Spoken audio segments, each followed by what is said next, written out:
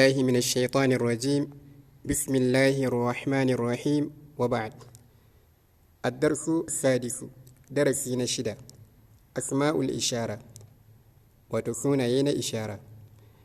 idan aka ce sunaye asma'ul ishara, abin da ake nufi shine abubuwa da ake amfani da shi wajen yin ishara. Ishara shine kai nuni kenan, ko kai pointing, ka nuna abu. To idan kana so ka nuna abu a larabci, akwai abin da ake amfani da shi wajen nuna wannan abin. Akwai wasu kalmomi ko kuma sunanan da yawa da ake amfani da su wajen nuna abu a larabci. To kowanne ya dangana da irin nunin da mutum yake so yi. Idan namiji ne akwai yadda ake amfani, akwai sunan da ake amfani da shi. Idan mace ce akwai sunan da ake amfani da shi. Idan abun biyu ne, maza ne, akwai yadda ake kira. Idan biyu mata ne akwai yadda ake kira, ko kuma biyu jam'i, da kuma abun da ke kusa da abun da ke nesa, da abu mai hankali da mara hankali. Kowanne akwai yadda ake amfani da shi. To a takaice dai ismul ishara ko kuma asma'ul ishara su ne wasu sunaye da ake amfani da su wajen nuna abu a larabci. Idan mutum yana so ya nuna abu, dole ya san waɗannan kalmomin, kuma kowanne akwai inda ake amfani da shi. Ba guda ɗaya kawai za ka yi ta amfani da shi a ko'ina ba. Kowanne akwai inda ake amfani da shi, kamar yadda ya gabata muka faɗa. Idan namiji ne akwai inda ake amfani da shi, akwai idan mace ne akwai, idan ɗaya ne, biyu ne, jam'i ne, abu mai hankali ne, mara hankali, duka akwai. Shi ake kira ismul ishara, wato suna na ishara, ko asma'ul ishara, ko sunaye da ake amfani da su wajen yin ishara. Za mu shiga darasi kai tsaye. Asma'ul ishara, sunaye na ishara. Asma'ul isharati kismani, sunaye da ake amfani da su wajen yin ishara kismani guda biyu ne. A cikin wannan darasin za mu ambaci guda biyu kawai, amma akwai wasu nau'in daban, amma dai biyu ne su ne masu muhimmanci. To a darasinmu wannan za mu ambaci kashi biyu na ishara. Alƙismul awwal, kashi na farko, asma'ul isharati ilal karibi, sunaye na yin ishara ilal karibi, zuwa abu da ke kusa da mutum kenan. Al'aƙili, mai hankali, wa ghairil aƙili, da mara hankali. Wato yadda ake yin ishara a larabci, mai hankali daban da mara hankali shi ma daban ne, ko kuma abin da ke nesa daban, abin da ke kusa shi ma daban.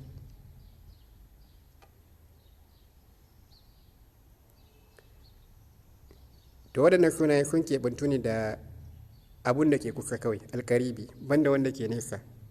Wanda ke nesa shine ke cikin kashi na biyu. A kashi na farko za mu ambaci abubuwan da ke kusa. Idan mutum na magana, abin da ke kusa da shi ya zai yi ishara, shine alƙaribi kenan, na kusa, kuma mai hankali da mara hankali.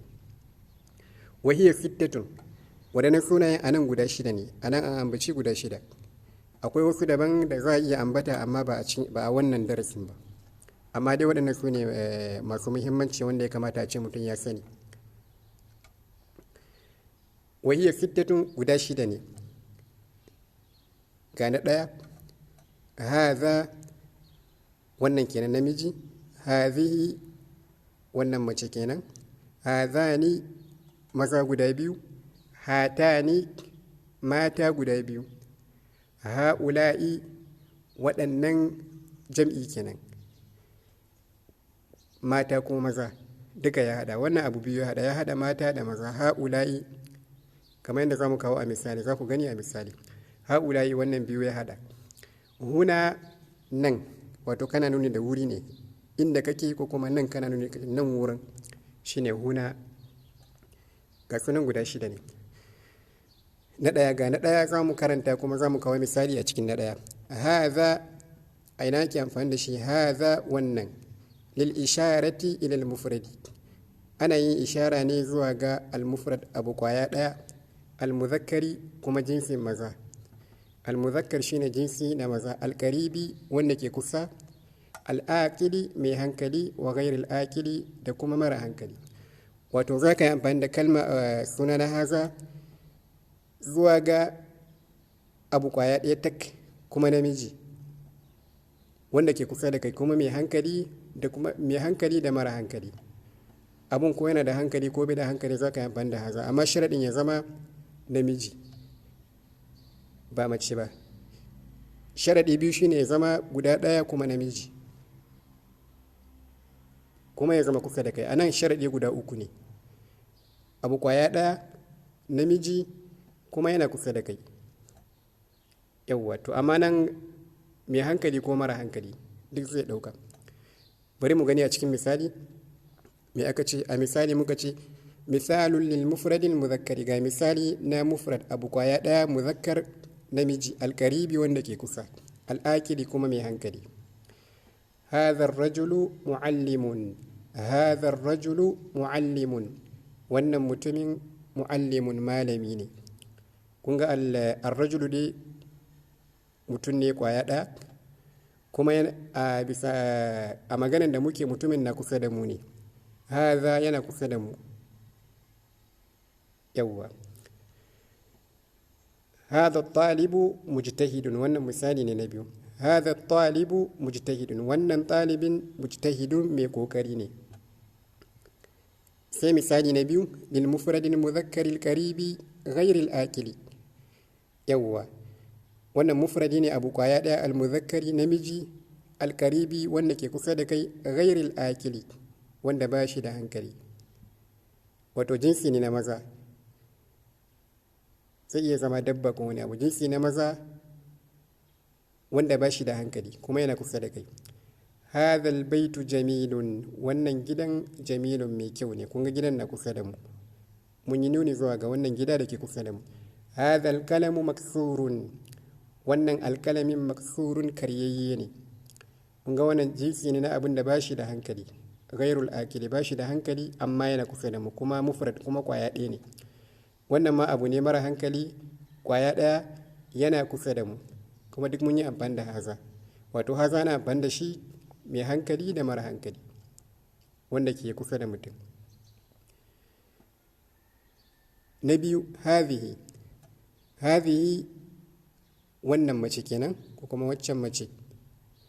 lil isharati ila al mufradi, ana amfani da shi ne wajen yin ishara ila al mufradi abu kwaya ɗaya, mace jinsin mata, al mu'annasati jinsi na mata, al qaribati wacce ke kusa, al akilati mai hankali, wa ghairil akilati da kuma mara hankali. shi ma wannan kaman na farko ne, ya kunshi abu guda uku ne. sharadi na farko ya zama abun kwaya ɗaya ne tak. sharadi na biyu mace. sharadi na uku yana kusa. to anan ne za a yi amfani da hazihi. amma idan aka rasa ɗaya daga cikin ukun nan to ba zai yi amfani da wannan ba, sai dai kuma a ɗauko wani daban. yawwa, al'akilati wa ghairil akilati, mai hankali da kuma mara hankali. to ga misali nan.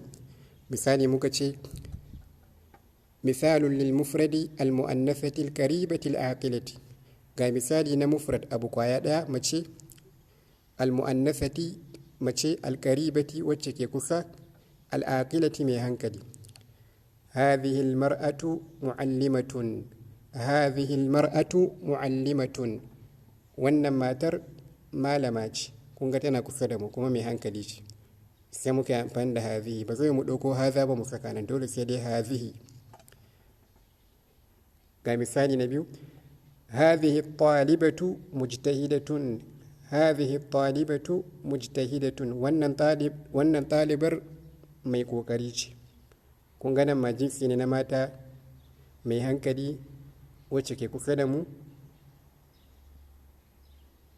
shi yasa muka amfani da haza. ga misali na biyu, misalun lil mufradil mu'annasatil qaribati ghairil akilati, ga misali na mufrad abu jinsi abu kwaya ɗaya, al mu'annasati jinsin mata, al qaribati wacce ke kusa, ghairil akilati amma kuma ba ta da hankali. bambanci shi da wannan shine babu hankali. nan ana magana da mutum mai hankali, na mace mai hankali kwaya ɗaya wacce ke kusa. nan kuma jinsi ne na mata amma kuma babu hankali, misali ko dabba ko ma mene. hadhihi tawilatu maksuratun, hadhihi tawilatu maksuratun, at-tawilatu shine tebiri irin na makaranta haka, maksuratun karyayya ce. Abin da ya sa zama jinsin mata saboda wannan ta'un din. Ta'un din shine zama da shi jinsi na mata. Hadhihi sayyaratu jamilatun. Hadhihi sayyaratu jamilatun. Wannan motar mai kyau ce ko kuma kyakkyawa, as-sayyaratu. Sai suna na uku, hadhani, ismun ishara na uku, hadhani. Hadhani ana amfani da shi ne in abun guda biyu ne. Lil isharati ila al musanna, ana yin ishara zuwa ga musanna abu guda biyu, al muzakkari jinsin maza, al qaribi wanda ke kusa, al akili mai hankali, wa ghairi al akili har ma da mara hankali. Za mu gani a misali. Misalun lil musanna al muzakkari al qaribi al akili. Ga misali na al musanna abu biyu biyu, al muzakkari namiji, al qaribi wanda ke kusa, al akili mai hankali. Hadhani ar-rajulani muallimani. Hadhani waɗannan mutum biyu, ar-rajulani mutane guda biyu, muallimani malamai ne. Hadhani at-talibani mujtahidani. Waɗannan biyu ɗin at-talibani ɗalibai guda biyu, mujtahidani masu kokari ne. Misalun lil musanna al-mudhakkari al-qaribi غير الآكل. misali na almusanna abu biyu biyu, almuzakkari jinsin maza, alkaribi wanda ke kusa, ghairil akili wanda ba shi da hankali. Hadhani albaitani jamilani. Hadhani waɗannan biyu, baitani gidaje, jamilani suna da ke ko kuma masu kyau ne. Hadhani waɗannan guda biyu, alƙalamani alƙalami guda biyu, maksurani karyayyu ne. Abu na hudu, hatani. Hatani lil isharati ila al musanna, ana yin ishara ne zuwa ga musanna abu biyu, al muannasati jinsin mata. Bambanci shi da wannan shine ga wannan namiji ne, wannan jinsi ne na maza mutum biyu, wannan kuma jinsi ne na mata mutum biyu. Wannan hadhani, wannan hatani, shine bambanci. Lil isharati ila al musanna, ana yin ishara zuwa ga musanna abu biyu, al muannasati jinsin mata, al qaribati wanda ke kusa, al akilati mai hankali, wa ghairil akilati da kuma mara hankali. Za mu gani a cikin misalai. Misalun lil musanna al muannasati, ga misali na abu biyu, al muannasa na jinsin mata, al qaribati waɗanda ke kusa, al akilati mai hankali. Hatani al mar'atani muallimatani. Hatani waɗannan jinsin mata guda biyu, al mar'atani mata guda biyu, muallimatani malamai ne. Hatani